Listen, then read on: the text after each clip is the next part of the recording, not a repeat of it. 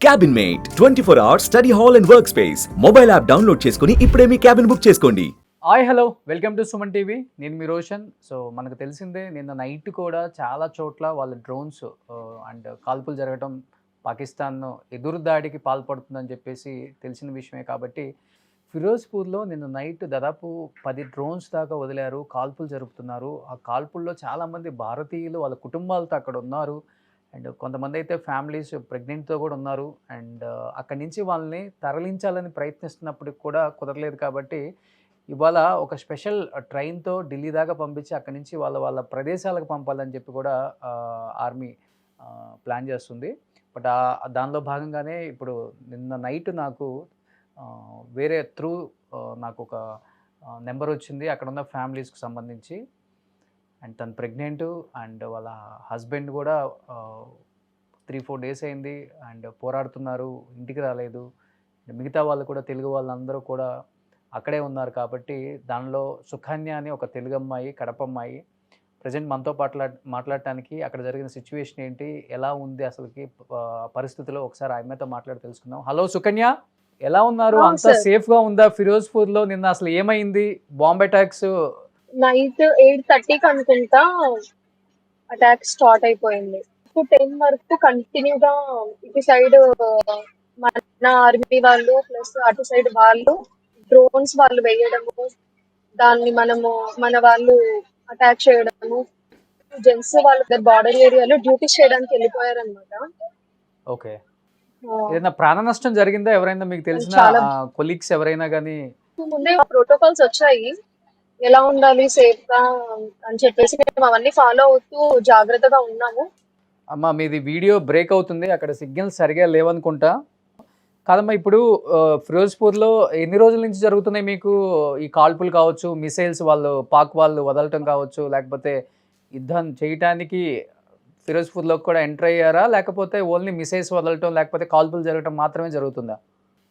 మొన్న first attack Jammu side జరిగింది, తర్వాత రాజస్థాన్ మీద జరిగింది. బట్ నిన్న నైట్ మాత్రం ఎగ్జాక్ట్ గా మేము ఉన్న చోట ఫిరోజ్పూర్ ఏదైతే బార్డర్ ఏరియాలో ఉందో పంజాబ్ సైడ్ ఇప్పుడు మిడిల్ పార్ట్ మొత్తం అటాక్ చేయడం స్టార్ట్ చేశారనమాట వాళ్ళు. ఓకే. కానీ లక్కీగా మా సోల్జర్స్ అక్కడ యాక్టివ్గా ఉండడం వల్ల మాకు ఎలాంటి ప్రమాదం అయితే జరగలేదు. వాళ్ళు అక్కడ డ్యూటీ చేస్తున్నారు కాబట్టి ఇక్కడ మేము జాగ్రత్తగా ఉండగలిగాము. ఓకే. ఆల్రెడీ విన్నాం మన తెలుగు జవాన్ కూడా ఒక అతను కాల్పుల్లో చనిపోయారు. అలాంటిది ఏమైనా మనం వినాల్సి వస్తుంది, ఏమైనా భయంగా ఉంది? మన వాళ్ళు అక్కడ ఏదైనా ప్రాణ నష్టం జరిగిందా? తెలుగు వాళ్ళకి కావచ్చు, ఫ్యామిలీస్ కావచ్చు, లేకపోతే ఆర్మీ జవాన్స్ కావచ్చు? అంత అయితే ఏం లేదు సార్. యాక్చువల్ గా అయితే మా హస్బెండ్స్ ఎవరు ఇక్కడ మా దగ్గర లేరు. బట్ మా ఫ్యామిలీ సేఫ్టీ కోసము కొంతమంది ఆర్మీ పర్సన్స్ ఉన్నారు. ఇప్పుడు వాళ్ళ ద్వారానే మేము సేఫ్ గా ట్రైన్ ఎక్కాము. ఢిల్లీ వరకు మా ట్రైన్ ఉంది. అక్కడ నుంచి మేము ఎవరి ఫ్యామిలీ వాళ్ళు అక్కడ నుంచి డిస్పాచ్ అయిపోతాము. ఎవరిని ఇక్కడ పిలుచుకోలేని పరిస్థితిలో ఉన్నామన్నమాట. మమ్మల్ని తీసుకెళ్ళడానికి ఒకవేళ వస్తే వాళ్ళు కూడా డేంజర్ సిచ్యువేషన్ లోని ఉండాల్సి వస్తుంది అని చెప్పేసి మిగతా మా హస్బెండ్స్ అందరూ బార్డర్ ఏరియాలోకి వెళ్ళి అక్కడ డ్యూటీ చేస్తున్నారు. వాళ్ళు అక్కడ ఉన్నారు కాబట్టి మేము ఇక్కడ సేఫ్ గా ఉండగలిగాం. ఓకే. ఇప్పుడు మీ వారు కూడా డ్యూటీలోనే ఉన్నారమ్మా? మీ వారు కూడా డ్యూటీలోనే ఉన్నారు అక్కడ ఇప్పుడు బోర్డర్? డ్యూటీలోనే ఉన్నారు సార్. ఓకే. ధైర్యం చెప్పి పంపించారా మీకు? మేము ధైర్యంగా ఉన్నాము, ఇబ్బంది లేదు, ఫైట్ చేస్తాము, భారత్ కోసం నిలబడతాము, మీరు ఏమి ఇబ్బంది పడొద్దు, బాధపడొద్దు మా గురించి అని ధైర్యంగా చెప్పి పంపించారా? ధైర్యం చెప్పడమే కాదు, నేను actually pregnant, 8 months pregnant.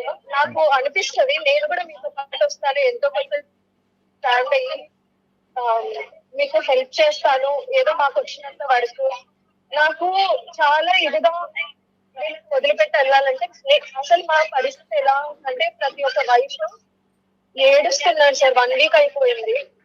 Civilians కి ఈ పెయిన్ తెలియదు అనమాట. ఎవరైతే బార్డర్ ఏరియాలో డ్యూటీ చేస్తున్నారో వాళ్ళ పేరెంట్స్ కి, వాళ్ళ వైఫ్ కి, వాళ్ళ పిల్లలకి తెలుసు అంటే క్రిటికల్ సిచ్యువేషన్ లో ఉన్నామనేది. ఏ క్షణంలో ఏం జరుగుతుందో తెలియదు, వాళ్ళు ఏ టైంలో అటాక్ చేస్తున్నారో కూడా తెలియదు. ఓకే. కాదమ్మా, అందరూ ఆల్మోస్ట్ మీరు చెప్పారు ఒక మాట, మేమందరం ఆడవాళ్ళం అయినప్పుడు కూడా వాళ్ళ భార్యలుగా మేము కూడా ఉండి పోరాడతామని మీరు ఒక మాట అన్నారు చూసారా? అది కూడా మీరు 8 మంత్స్ ప్రెగ్నెంట్ అని చెప్పారు. నిజంగా హ్యాట్సప్ అమ్మ మీకు అసలకి. అంటే మీరు అక్కడ ఉన్న సిట్యుయేషన్స్ చూసారు కాబట్టి మీకు తెలుసు. అటాక్ జరుగుతున్న సిచ్యువేషన్ చూస్తుంటే అసలు మాకు మాకు మా పిల్లలు ఉన్నారు కాబట్టి మేము ఇంటికి వెళ్ళాలనుకుంటున్నాము సేఫ్ గా. మా హస్బెండ్స్ కూడా మేము సేఫ్ గా ఇంటికి వెళ్ళిపోతే వాళ్ళు అక్కడ పీస్ఫుల్ గా వర్క్ చేసుకోగలుగుతారు. ఫ్యామిలీ మీద భయం లేకుండా ఉంటదని చెప్పేసి మమ్మల్ని అందరినీ డిస్పాచ్ చేసేసారనమాట. ఓకే. అసలు మేము సెండ్ ఆఫ్ చెప్పడానికి కూడా వాళ్ళ పక్కన లేదు. అసలు ఇక్కడ నుంచి దాటుకొని వెళ్తుంటే మేము వెళ్తాము సేఫ్ గానే ఉంటాము. వీళ్ళు ఇది ఎన్ని రోజులు పడుతుంది, నెల పడుతుందో, 2 నెలలు పడుతుందో, 3 నెలలు పడుతుందో, ఇంటికి ఎలా వస్తారో కనీసం వెళ్ళిన వాళ్ళు సార్ తింటున్నారా తినట్లేదా మాకు కాల్స్ కూడా లేవు అసలు వాళ్ళ సైడ్ నుంచి. నేను కాల్ చేస్తే వాళ్ళు ఎత్తారు, వాళ్ళు రిటర్న్ కాల్ చేయడానికి కూడా వాళ్ళకి టైం లేదు అక్కడ. 24/7 వాళ్ళు ఆన్ డ్యూటీలోనే ఉన్నారు. అది ఎండకు ఉంటున్నారు. ఇక్కడైతే 2-3 డేస్ నుంచి పిడుగులు పడుతున్నాయి, ఫుల్ రైన్.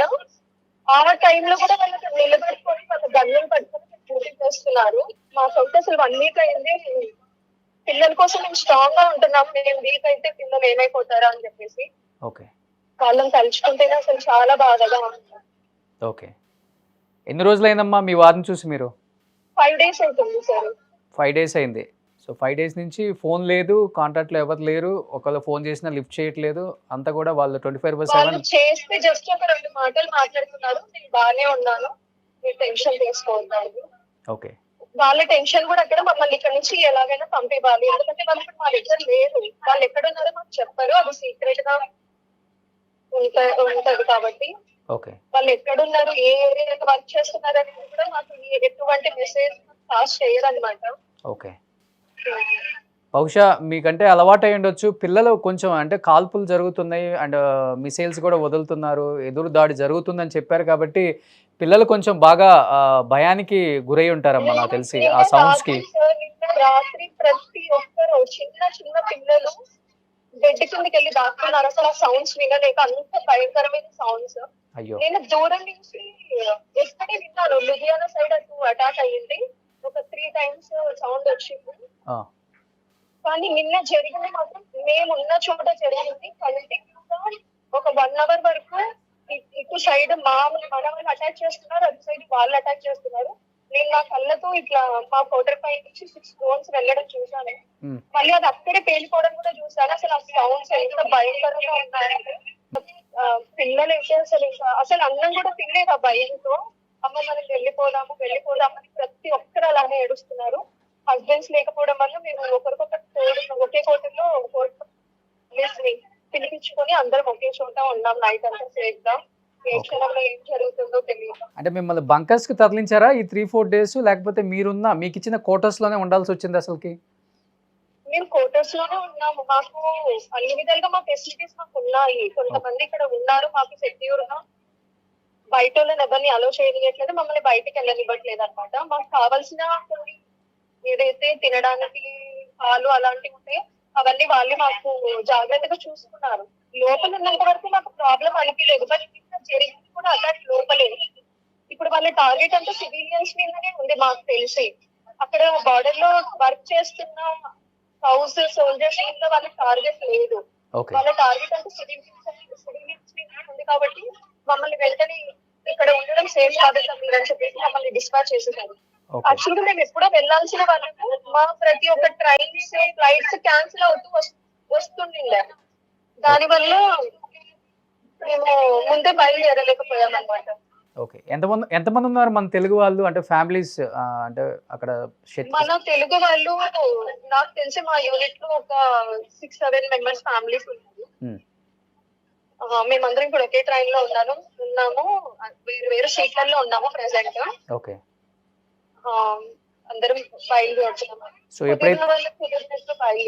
ఎప్పుడైతే కాల్పులు ఆపేశారో అప్పుడు స్టార్ట్ అయ్యారు మీరు లోపల నుంచి బయటికి రావటం? కాల్పులు 10:30కి వర్షం పడింది. దాని తర్వాత కొంచెం సైలెంట్ అయిపోయింది. దాని తర్వాత అయితే జరగలేదు. మళ్ళీ 5:30కి ఇటు సైడ్ శ్రీనగర్ సైడ్ జట్లు టు పాకిస్తాన్ వాళ్ళు వచ్చారు, 2 వచ్చారు. మరి సోల్జర్స్ వాళ్ళు టెర్రరిస్ట్ తెలియదు. ఆ న్యూస్ విన్నాను అనమాట. సో కాల్పులు అయితే వాళ్ళు జరపడం అయితే నైట్ స్టార్ట్ చేస్తే మార్నింగ్ దాకా ఏదో ఒక విధంగా కాల్పులు అయితే చేస్తూనే ఉన్నారు. పాకిస్తాన్ వాళ్ళు ఏమాత్రం వాళ్ళ టార్గెట్ నైటే సార్. ఆ. వాళ్ళ టార్గెట్ నైటే. సో ఇక్కడ మా యూనిట్ మా ఫ్యామిలీ మెంబర్స్ ఒక 60-70 మెంబర్స్ ఉంటారు. అందరికి మేము స్టేటస్ పెట్టి అప్డేట్ పెడుతున్నాం అనమాట. పొరపాటున కూడా ఏ లైట్స్ ఆన్ చేయొద్దండి. బయట బాల్కనీ లైట్స్, ఇంటి లైట్స్, మొబైల్ టార్చ్ లైట్స్ ఏవి ఓకే. అది సేఫ్ కాదని చెప్పేసి కొంచెం మా ప్రోటోకాల్స్ మాకు ఉన్నాయి. మేము అవన్నీ ఫాలో చేసుకుంటూ కేర్ఫుల్ గా ఉన్నాము. లైట్స్ ఎక్కడైతే ఉన్నాయో డ్రోన్స్ ఎగ్జాక్ట్ గా వచ్చి అక్కడే పడుతున్నాయి. ఓ నిన్న జరిగిన ఇన్సిడెంట్ లో నాకు అర్థమైంది ఇదే. అందుకే అనిపిస్తుంది మాకు ఇదంతా ఒక 10 days ముందు ప్రాక్టీస్ చేయించారు అనమాట. సైరన్ సౌండ్ రాగానే పిల్లలందరూ లోపలికి వెళ్ళిపోయి బయట ఎవరు ఉండకూడదు, లైట్స్ ఏది ఆన్ లో ఉండకూడదు. చాలా కష్టం నిజంగా. లైట్లు ఇంట్లో ఏమి క్యాండిల్ కూడా వెలిగించకూడదు అనేది కూడా చాలా కష్టం పిల్లలతో అసలుకి. పాపం నిజంగా అంతా క్లోజ్ చేసేసుకున్నాక ఒక దీపం పెట్టుకోవడమా, చిన్న టార్చ్ పెట్టుకోవడమా, అది కూడా బయటకి షాడో వెళ్ళకుండా అలా మెయింటైన్ చేసుకున్నాం అనమాట. ఓకే. ఫుడ్ వరకు డే టైమ్ లోనే ప్రిపేర్ చేసుకొని నైట్ వరకు అదే అడ్జస్ట్ అయ్యేలా సెట్ చేసుకునే వాళ్ళము. ఓకే.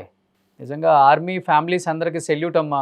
ఎంతో కష్టపడుతున్నారు. అటు పక్కన మీ మీ అందరి హస్బెండ్స్ కావచ్చు, ఒకవైపు మీరు ఫ్యామిలీస్ అక్కడ ఉండి పిల్లలతో అండ్ ఇన్ని కష్టాలు పడుతున్నారు అనేది ఎవరికి తెలియదు. ఒక్కసారిగా నేను మీ మెసేజ్ చూడగానే నాకు చాలా బాధ అనిపించింది. నైట్ కాల్పులు స్టార్ట్ అయినాయి, చాలా టూ మచ్గా సౌండ్స్ వస్తున్నాయి. పిల్లల చాలా అసలు ఆ టైంలో ఎవ్వరు లేరు సార్.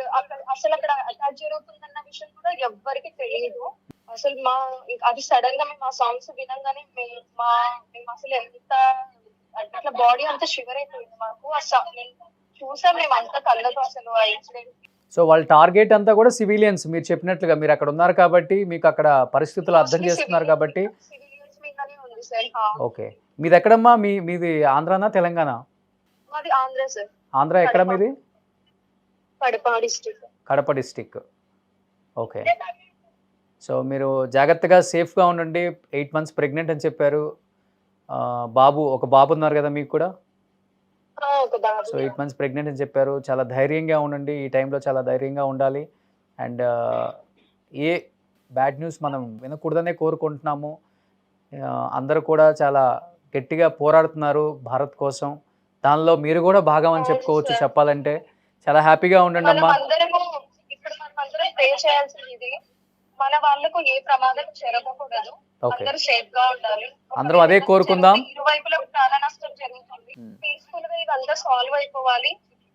3-4 months టైం పట్టినా పర్లేదు, కానీ అందరూ మా వాళ్ళందరూ మాకు సేఫ్ గా రిటర్న్ ఇంటికి రావాలనేది మేము దేవుని ప్రార్థిస్తున్నాము. సుకన్య, యాజ్ ఎ బ్రదర్గా చెప్తున్నాను, చాలా ధైర్యంగా ఉండమ్మా. ఈ టైంలో చాలా ధైర్యంగా ఉండాలి నువ్వు. నెక్స్ట్ మంత్ డెలివరీ ఉండొచ్చు మీకు.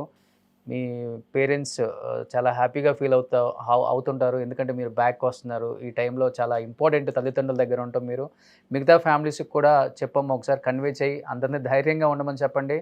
మన వాళ్ళకి ఏమి కాదు, అందరూ ఎదిరించి పోరాడి నిలిచి భారత్ జెండాని ఎగరేస్తారు. అంత టాలెంట్ ఉంది. సో అదే జరగాలని మనస్ఫూర్తిగా కోరుకుందాం. జై హింద్, జై భారత్ అమ్మ. Thank you so much Sukanya. జై హింద్.